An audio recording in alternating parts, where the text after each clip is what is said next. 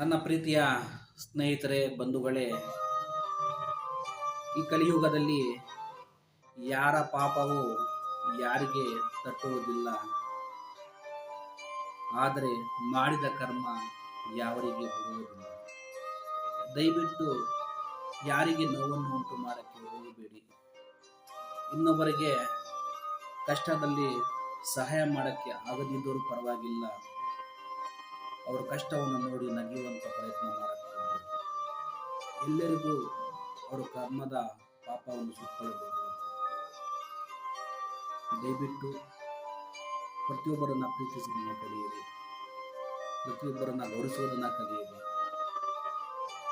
ಸಮಾಜದ ಬದುಕಿನಲ್ಲಿ ಚೌಕಟ್ಟಿನಲ್ಲಿ ಬದುಕುವುದನ್ನು ಕಲಿಯಿರಿ.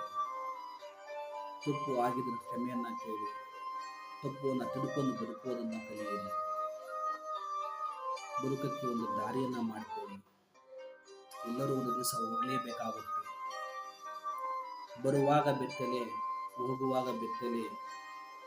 ಈ ಚದುರಂಗದ ಆಟದಲ್ಲಿ 3 ದಿವಸದ ಸಂತೆ. ನಮಗೆ ಬೇಕಾಗಿರೋದು 3ಕ್ಕೆ 6 ಅಡಿ ಜಾಗ ಮಾತ್ರ.